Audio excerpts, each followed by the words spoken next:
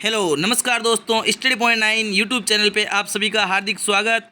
मैं आज 9 जून 2023 से जितने भी गौरव सर की क्लास के अंदर जो 1.5 घंटे की क्लास हुई थी उनका रिवीजन लेके आपके सामने हाजिर हूँ। तो देखिए, उससे पहले हम जो कल की क्लास हुई थी उसके क्वेश्चन देख लेते हैं। कौन कौन से कल क्वेश्चन जो वन लाइनर के अंदर पूछे गए थे वो क्वेश्चन देख लेते हैं, ताकि आपको इसका फैक्ट पक्का पता चल जाए और एग्ज़ाम की दृष्टि से एग्ज़ाम में जो क्वेश्चन आए उसका रिव्यू हो जाए। तो देखिए, फिनलैंड की सुरक्षा के लिए किस संस्था द्वारा आर्कटिक अभ्यास का आयोजन किया गया? तो वो किया गया नाटो के द्वारा। किसके द्वारा किया गया? नाटो के द्वारा किया गया। हाल ही में भारत की पहली अंतर्राष्ट्रीय क्रूज शिप सेवा जो किन के दो देशों के बीच शुरू हुई? तो वो हुई है भारत और श्रीलंका के बीच। किसके बीच हुई है? भारत और श्रीलंका के बीच। यदि चैनल पे नए हैं तो चैनल को सब्सक्राइब कर लीजिए और वीडियो को अंत तक जरूर देखिए। यदि वीडियो पसंद आए तो वीडियो को लाइक कीजिए, शेयर कीजिए। वैश्विक दासता सूचकांक 2023 ग्लोबल सर्वे इंडेक्स 2023 के अनुसार सर्वाधिक दासता वाला देश कौन सा है? तो वो है उत्तरी कोरिया। कौन सा है? उत्तरी कोरिया। दुनिया का पहला 3D प्रिंटेड मंदिर किस राज्य में बनाया जा रहा है? तो वो बनाया जा रहा है तेलंगाना के अंदर। देखिए साथियों, ये 1.5 घंटे की क्लास जिसको हम 15 मिनट के अंदर आपके सामने शॉर्ट के अंदर बताने जा रहे हैं। विश्व खाद्य सुरक्षा दिवस कब मनाया जाता है? तो वो मनाया जाता है 7 जून को। कब मनाया जाता है? 7 जून को मनाया जाता है। विश्व जो महासागरीय दिवस है वो कब मनाया जाता है? तो वो मनाया जाता है 8 जून को। कब मनाया जाता है? 8 जून को। शहरों या विदेशों में काम करने वाले लोगों को अपने गाँवों के साथ फिर से जोड़ने के लिए किस राज्य के द्वारा मातृभूमि योजना शुरू की गई है? तो वो की गई है उत्तर प्रदेश सरकार द्वारा। उत्तर प्रदेश सरकार द्वारा जो गांवों से आए हैं उनको वापस से उनकी मातृभूमि से जोड़ने की योजना है। हाल ही में किस बैंक ने बेंगलुरु के अंदर प्रोजेक्ट कुबेर शुरू किया है? तो प्रोजेक्ट कुबेर शुरू करने वाली जो बैंक है वो है SBI, state bank of India. वो किल्ड मूसेवाला नामक पुस्तक के लेखक कौन है? तो वो है जुपिंदर जीत सिंह। विश्व मौसम विज्ञान संगठन WMO की पहली महिला महासचिव कौन बन गई है? वो बन गई है सेलेस्ट साउलो। तो चलते हैं आज के फर्स्ट क्वेश्चन के ऊपर। उससे पहले जो मैंने आपको क्वेश्चन ऑफ द डे जो दिया था लास्ट क्लास के अंदर उसका रिवीजन देख लेते हैं। मैं आशा करता हूं इसका आंसर आप कमेंट बॉक्स के अंदर दिया होगा। तो देखिए, हाल ही में संयुक्त राष्ट्र महासभा के 78वें अध्यक्ष कौन बन गए हैं? तो इसका सही आंसर क्या होगा? तो इसका सही आंसर होगा option number A, Denis Francis. मैं आशा करता हूँ इसका आंसर सही दिया होगा आपने। डेनिस फ्रांसिस इसका सही आंसर होगा। तो चलते हैं आज के पहले क्वेश्चन के ऊपर। आज का फर्स्ट क्वेश्चन क्या है? तो हाल ही में IQ एयर द्वारा जारी आंकड़ों के अनुसार दुनिया के 10 सबसे प्रशिक्षित शहर में से सबसे शीर्ष शहर कौन सा है? तो सबसे शीर्ष शहर का मतलब सबसे घटिया शहर एयर पोल्यूशन के अंदर वो है लाहौर। कौन सा शहर है? लाहौर। लाहौर कहाँ पे? तो पाकिस्तान। देखिए, फर्स्ट रैंक के ऊपर है लाहौर पाकिस्तान वाला, दूसरे स्थान पे है ढाका बांग्लादेश वाला, और तीसरे स्थान पे है दिल्ली जो इंडिया वाला, चौथे स्थान पे है काबुल जो अफगानिस्तान वाला, और पाँचवें स्थान पर है मुंबई जो इंडिया। देखो, भारत के 2 शहर हैं जो एयर पोल्यूशन के आंकड़े पर सर्वाधिक प्रदूषित। यदि राजधानी की बात करें तो दिल्ली राजधानी हो जाएगी, और यदि शहर की बात करें तो लाहौर जो पाकिस्तान का शहर हो जाएगा वो हो जाएगा। ठीक है ना। देखो, ढाका इसकी बांग्लादेश की राजधानी है, तो राजधानी की यदि ओवरऑल पूछें तो ये इसकी बांग्लादेश की राजधानी हो जाएगी। ठीक है ना। तो इसकी पूरी डिटेल के माध्यम से देखो, हाल ही में IQ जो एयर है उनके आंकड़े के अनुसार लाहौर दुनिया के 10 सबसे प्रदूषित शहरों में सबसे शीर्ष स्थान पे है।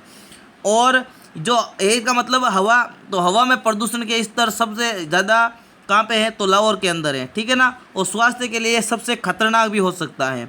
इससे अवामी और सरकारी निकायों को सतर्क करने की आवश्यकता है ताकि इस मुद्दे को संघर्ष किया जा सके और स्वस्थ माहौल की सुरक्षा की जा सके।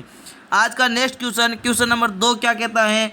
तो हाल ही में डीजल पनडुब्बियों के निर्माण के लिए मंझगांव डॉक लिमिटेड जो किस देश के साथ समझौता किया है? जो डीजल से बनी हुई पनडुब्बियों का निर्माण करते हैं मंझगांव डॉकयार्ड, तो वो किस देश के साथ समझौता किया है? तो वो समझौता किया है जर्मनी के साथ। किसके साथ किया है? जर्मनी के साथ किया है। तो देखिए, मैप के अंदर चलते हैं। मैप के अंदर देखिए, यहाँ पे है जर्मनी, और जर्मनी देश किससे सीमा लगाता है? तो देखो, जर्मनी यहाँ से देखो, जर्मनी की राजधानी क्या हो जाएगी? बर्लिन इसकी राजधानी हो जाएगी। और देखो, पोलैंड इसकी सीमा लगाता है, और इधर बाल्टिक सी है, और बाल्टिक सी के अंदर मैंने आपको बताया था 3 देश आते हैं। 3 देश कौन कौन से आते हैं? तो एस्टोनिया, लातविया और लिथुआनिया, ये तीनों देश क्या कौन से देश हैं? ये बाल्टिक देश है। कौन से देश हैं? बाल्टिक देश। वापस नोट कर लो, एस्टोनिया, लातविया और लिथुआनिया। कौन से? एस्टोनिया, लातविया और लिथुआनिया, तीनों बाल्टिक देश हैं। बाल्टिक देश क्यों? क्योंकि बाल्टिक सी के ये नज़दीक में ये सीमा लगाते हैं, ठीक है ना। इधर कौन सा है? ये नॉर्दर्न सी है। कौन सा है? ये है नॉर्थ सी, ठीक है ना। और अब आपको बता दें, देखो इधर है स्विट्जरलैंड, ये है फ्रांस, ठीक है ना। और ये इधर है ऑस्ट्रिया, ठीक है ना। ऑस्ट्रिया की राजधानी क्या है? वियना है। तो अब चलते हैं नेक्स्ट क्वेश्चन के ऊपर। उससे पहले इसकी पूरी डिटेल के माध्यम से देख लेते हैं। तो देखो हाइड्रोजन, अब जर्मनी की बात आ गई है, तो जर्मनी से भारत के साथ सहयोग के लिए एक और लेके आए थे हाइड्रोजन। जो हाइड्रोजन से चलने वाली दुनिया की पहली ट्रेन है, वो कहाँ पे चली थी? वो जर्मनी के अंदर चली थी। कहाँ पे? जर्मनी के अंदर। और जर्मनी की राजधानी की बात करें तो बर्लिन, मुद्रा है यूरो। देखिए मंझगांव डॉक लिमिटेड है जो डीजल पनडुब्बी के लिए निर्माण के लिए जर्मनी के साथ समझौता किया है। और मंझगांव डॉक लिमिटेड जो भारतीय नौसेना की प्रमुख कंपनी है, निर्माण कंपनी है, जो उच्च गुणवत्ता वाले डीजल पनडुब्बियों का क्या करती है? निर्माण भी करती है। और इस समझौता के अंदर मंझगांव जो डॉक लिमिटेड है वो डीजल पनडुब्बियों की तकनीकी अनुसंधान, विकास और निर्माण में सहयोग करेगी। चलते हैं नेक्स्ट क्वेश्चन के ऊपर। आज का नेक्स्ट क्वेश्चन है 3 नंबर क्वेश्चन। और 3 नंबर क्वेश्चन क्या कहता है? तो देखिए हाल ही में विश्व बैंक ने जो फाइनेंशियल ईयर है 2024 का, उसके अंदर भारत की जीडीपी जो वृद्धि दर है वो कितने प्रतिशत रहने का अनुमान लगाया गया है? तो कितने प्रतिशत रहने का अनुमान लगाया गया है? तो 2024 के अंदर 6 पॉइंट, देखो यहाँ पे थोड़ा सा करेक्शन कर लेना, जो जीडीपी ग्रोथ फोरकास्ट है वो रहने का अनुमान लगाया है। देखिए 6.3%। ऑप्शन नंबर सी इसका सही आंसर हो जाएगा। और यहाँ पे थोड़ा सा करेक्शन कर लेना, ये 6.3% हो जाएगा। कितना हो जाएगा? 6.3% हो जाएगा। यहाँ पे थोड़ा सा आंकड़ा के अंदर मिस्टेक है। 1 मिनट तो मैं चेक करता हूँ आपके लिए।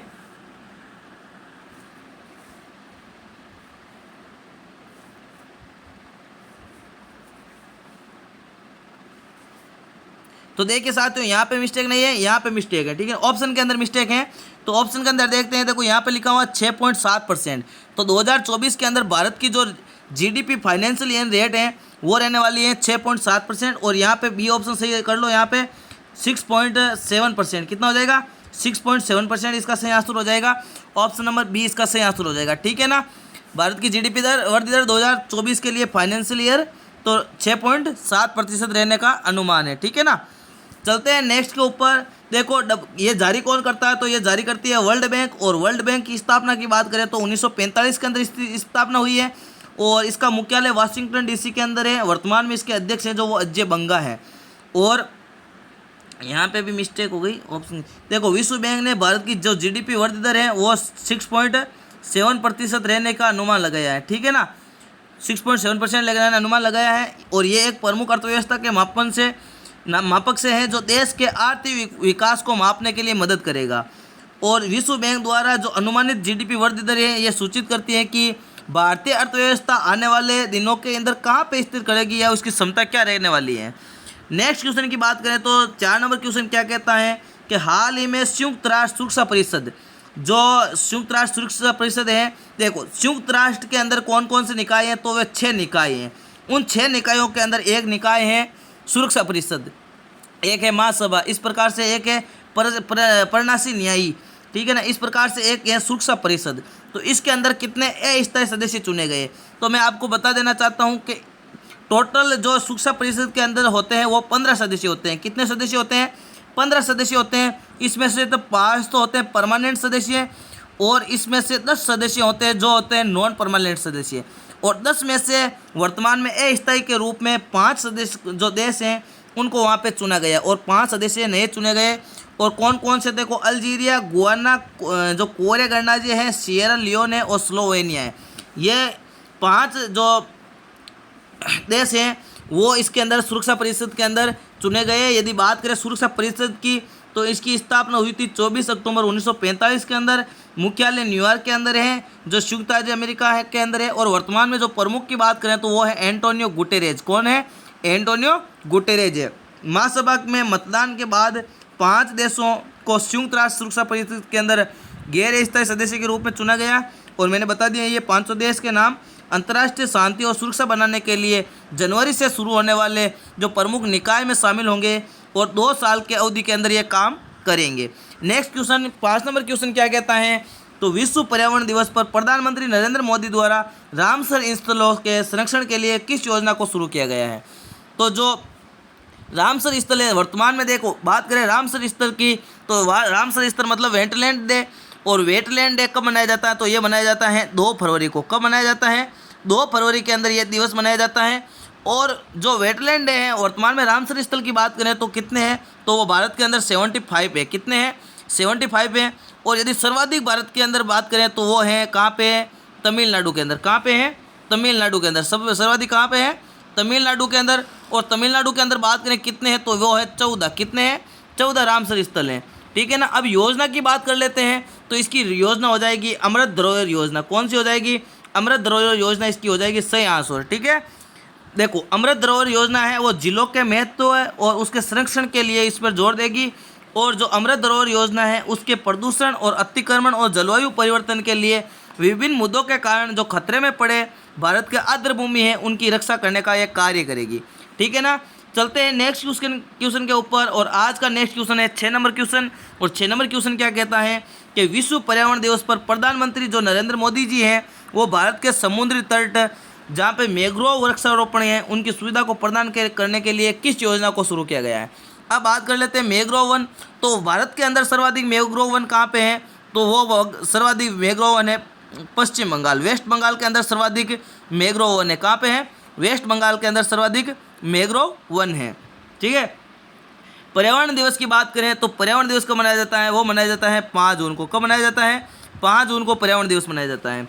तो इसके उस उपलक्ष्य में मैंग्रोव वन के वृक्षारोपण की सुविधाओं को प्रदान करने के लिए नरेंद्र मोदी जी के द्वारा कौन सी योजना शुरू की गई है, तो वो की गई है मिस्ट्री योजना। कौन सी योजना की गई है, मिस्ट्री योजना। और मिस्ट्री योजना की फुल फॉर्म बात करें तो मैंग्रोव जो इंसेटिव है for shoreline habitats and tangible economics. ठीक है ना, ये इसका फुल फॉर्म हो जाएगा। और मिस्ट्री योजना का उद्देश्य जो भारत में मैंग्रोव वनस्पति जो पारिस्थितिकी तंत्र है उनको बहाल करना और उनकी रक्षा करना, ये उसका उद्देश्य है।